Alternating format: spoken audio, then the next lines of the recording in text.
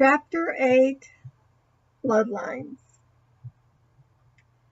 Anne often viewed the governor's mansion from a distance, imagining that the interior would be beautifully ornate and grand.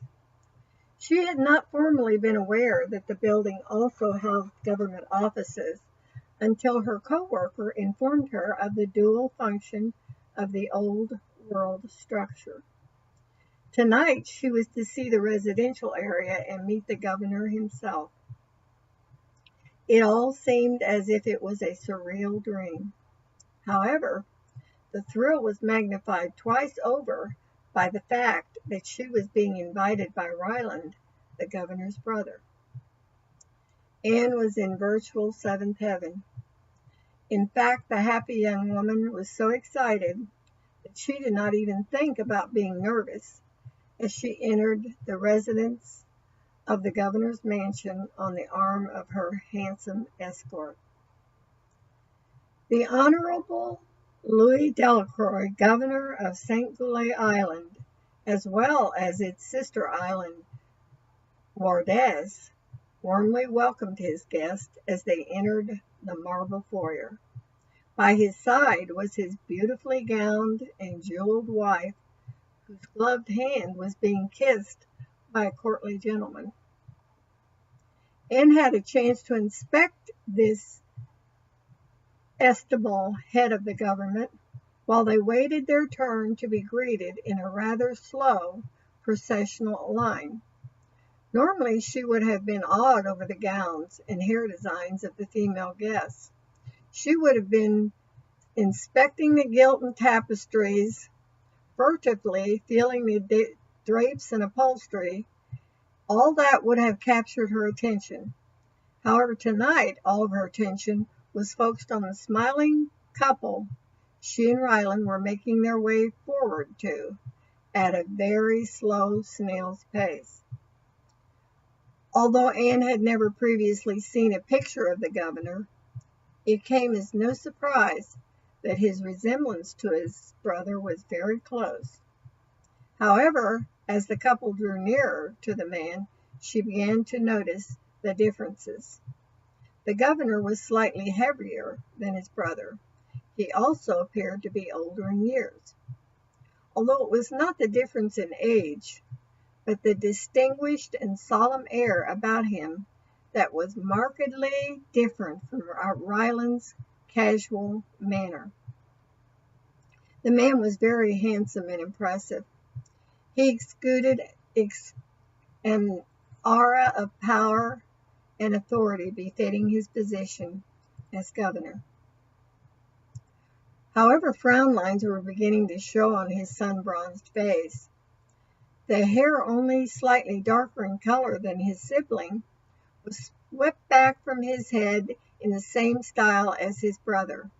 His eyes were hazel with flecks of gold. It is the eyes, Anne decided after her close inspection of the man. The Honorable Louis Delacroix had kind eyes. Anne liked him immediately. "So glad you could come," Louis Delacroix greeted Anne. It was Ryland's voice coming from the regal man, who bowed politely at the bemused young woman. "Right," the governor greeted his brother. The two men did not shake hands, but acknowledged each other with the barest of nods. Immediately Anne felt Ryland's hand at her back, urging her toward the beautiful woman standing at the governor's side.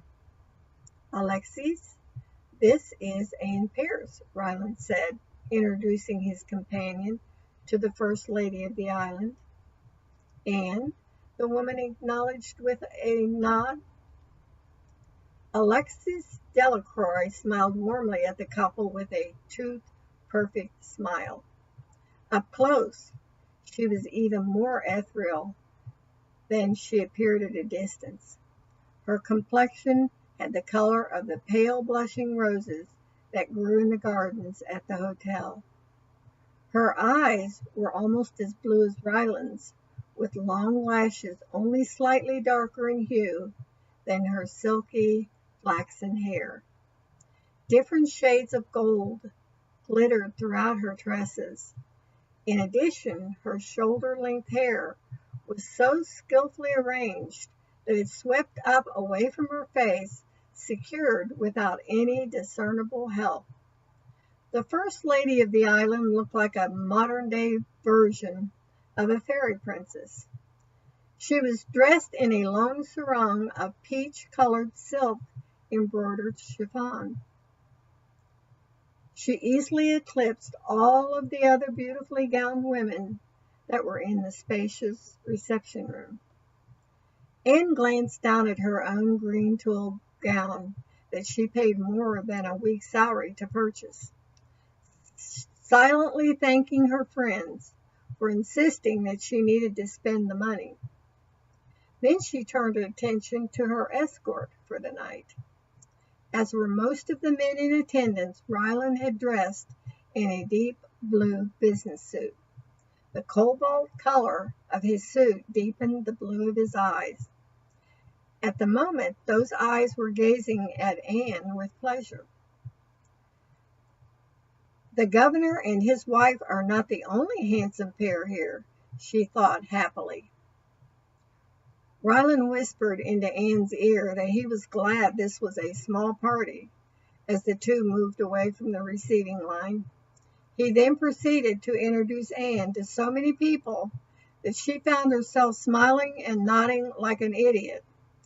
Gazing at the assembled guests, she wondered how Ryan managed to remember all those names. Lord help me if he invites me to a big party, she mused silently. A waiter advanced toward the couple with a loaded tray of stemmed glasses. He held the tray for Anne to take a glass. When she hesitated, Ryan took one of the glasses and placed it in her hand, and then selected another for himself.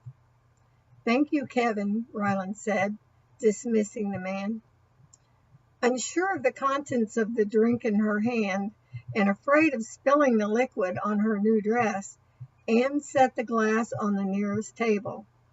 By this time her legs were beginning to wobble, and it looked like the only chairs were in an adjacent room that could be seen through a wall of folding doors.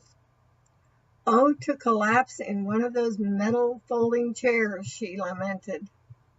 "No glamour there," she added wryly. "Mother?" Ryland's voice intruded into Anne's thoughts. Startled, she turned her attention from the longed-for room and back to the band, who had been quietly discussing business with two older gentlemen. A tall woman with hair so dark it shone like jet was being embraced heartily by her escort. Then in unison, Ryland and his mother turned their gaze on Anne. "So this is Anne," the woman remarked, her eyes turning up in the corners in amusement.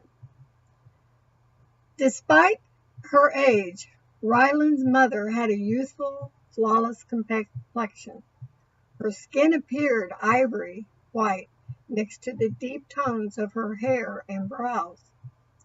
"She certainly stays out of the sun," Anne observed, staring unabashedly at the woman. "Mother, may I introduce you to Anne Pierce?" Ryland said.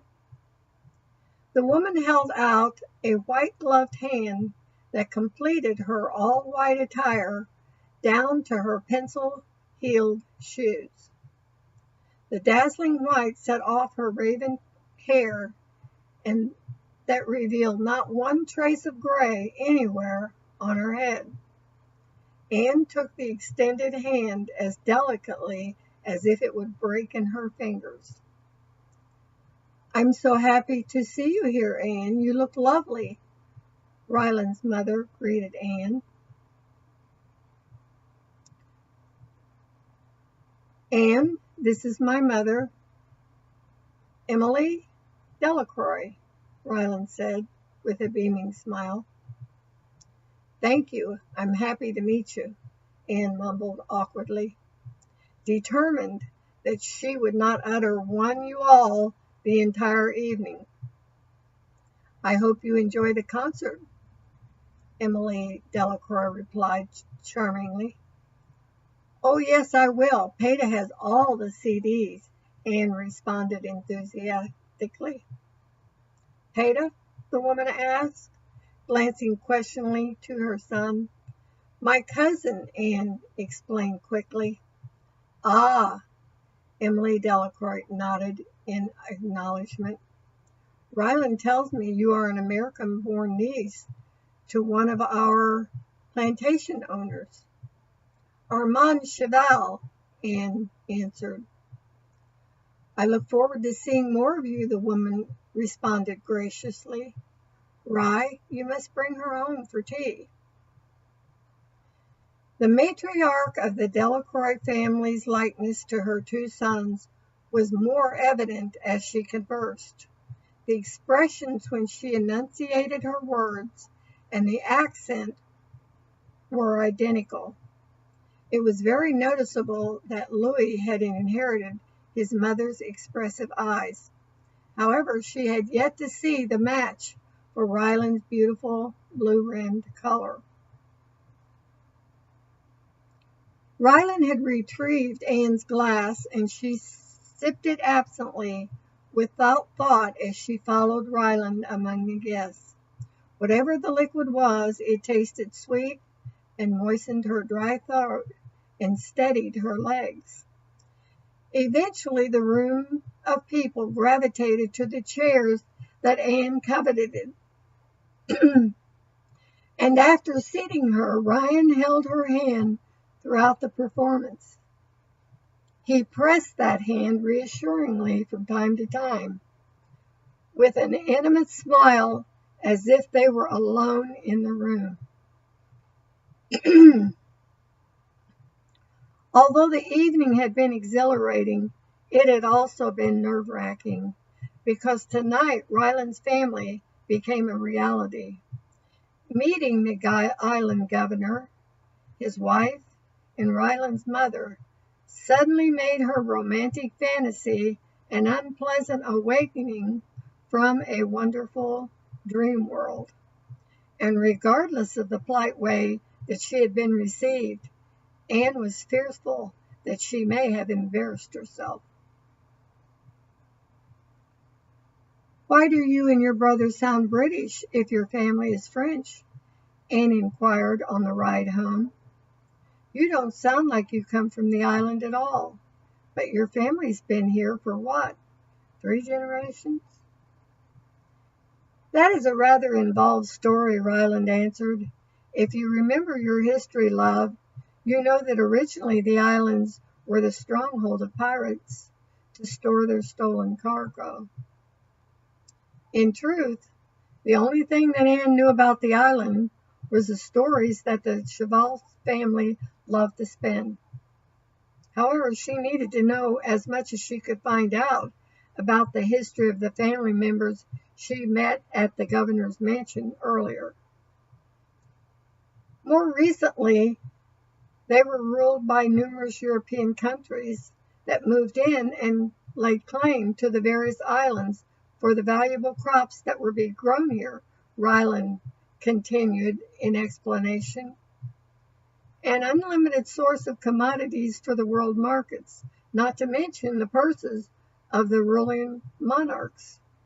When workers from different parts of the world were imported to do the labor, you have a mixture of every conceivable nationality here on the island. My father is from French descent, he continued. My family had land holdings here as early as the late 1700s, but my mother is English. Father met her while he was at his studies at Cambridge, and they fell in love. I understand it was quite a romantic episode, he added, chuckling. I love romantic stories, Anne interjected with excitement. Tell it to me, please, she pleaded. Very well, Ryland agreed. My maternal grandfather was the Earl of Bartclair. He had a better prospect for his only daughter than a second-generation French count from a spice island. But true love, as the tale would have it, prevailed. Louis and I were educated in England according to my mother's wishes, and father enrolled us into Eton as soon as we were of age. Oh, goodness, Anne choked, stunned by his revelation.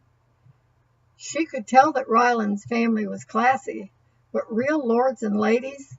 Never in her wildest dreams did she imagine that she would dine in a governor's mansion with practically real royalty. Y'all have real titles? Anne bit her lip as the y'all slipped out, because she had done well all evening. No, Ryan laughed, amused at his companion's reaction. I don't have any title except a temporary one as Minister of the Interior. Family titles don't account for much anymore, especially not in the business world. What matters today is how much money you have to invest, what kind of power you wield, and your connections. Well, I'm impressed, Anne insisted with awe. No wonder your mother seemed like such a lady. She really is. Yes, Ryland agreed, she is. I'm named for my maternal grandfather, you know, he added, still smiling with amusement at her reaction. The Earl? Anne queried. He was the Earl Ryland? What was it you said, Bartlett? Well, not exactly. The lordship title is a bit complicated, but my mother's maiden name was Ryland, Ryland replied.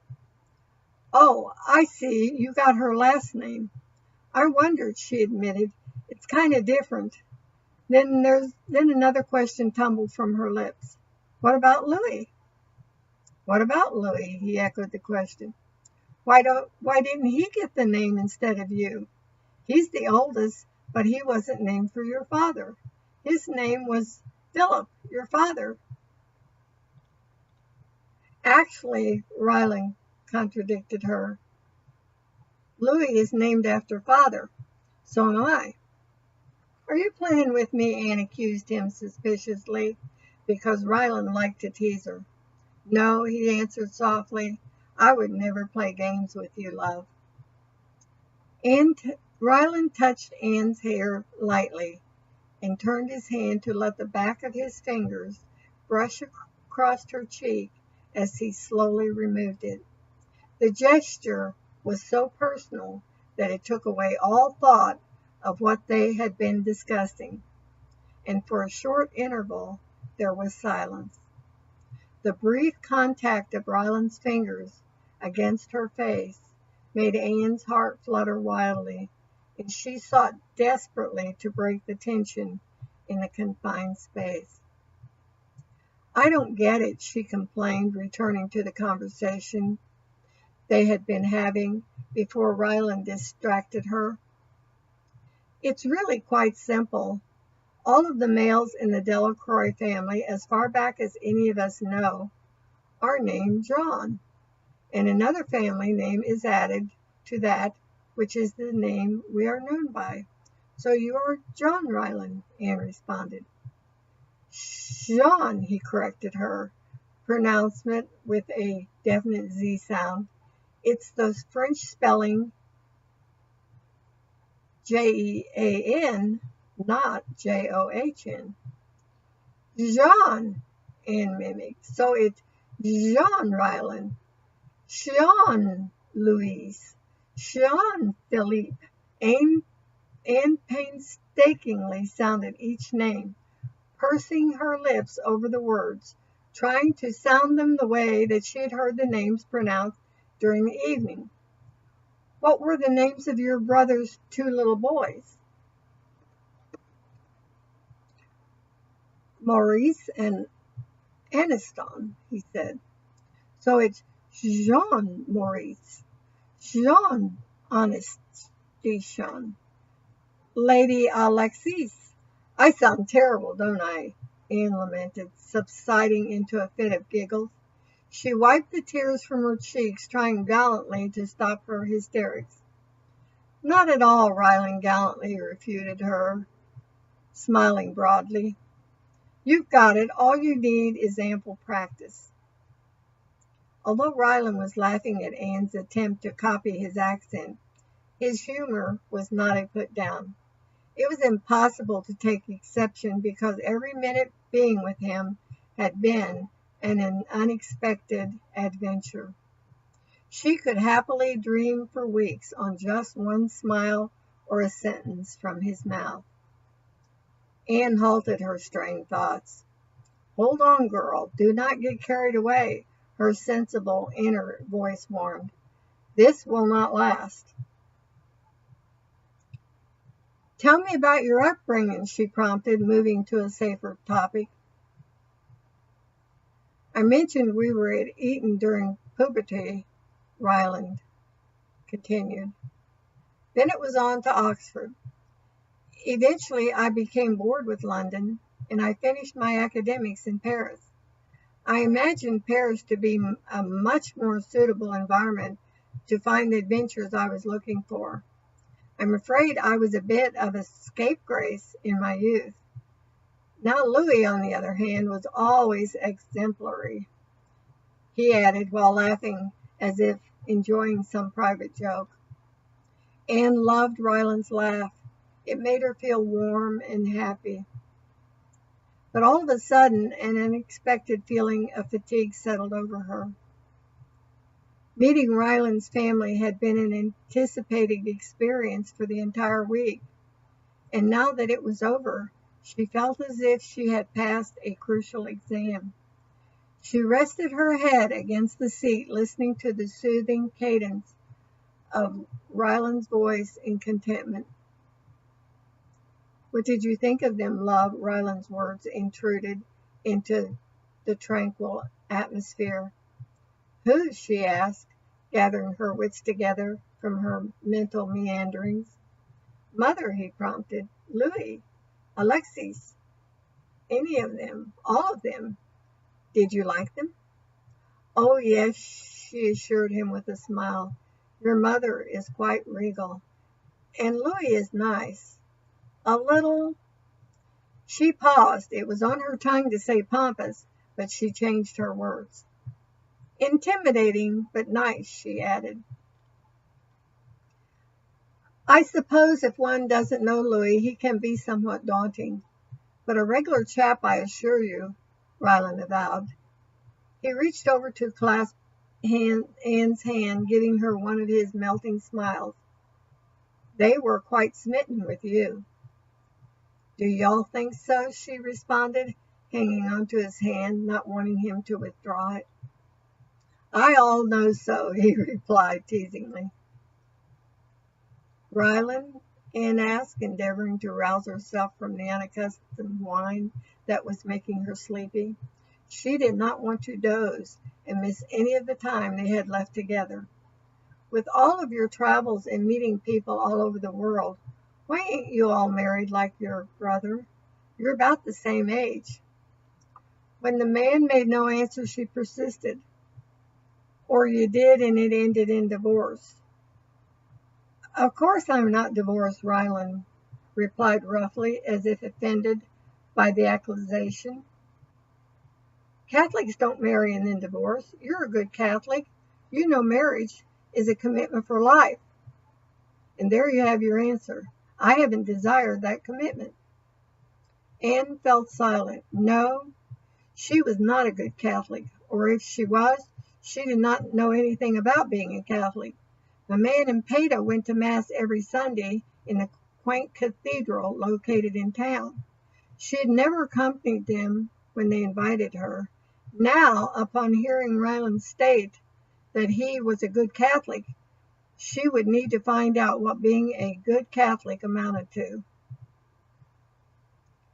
I've wondered the same about you, you know, Ryland remarked. What? She asked. Why you are not married with babies running about. Not that I'm not grateful, mind. Ryland took possession of Anne's hand again, squeezing it playfully. I don't know, she answered evasively. No old swains or unrequited lovers lurking in the hedges, he teased. No, she answered emphatically. No, of course not. I'm vastly relieved to hear that, love, Ryland smiled. His tone was light, but the pressure of his hands was intimate. The words were very reassuring to the insecure young woman without a past, and who dreamed of a future with this handsome Prince Charming.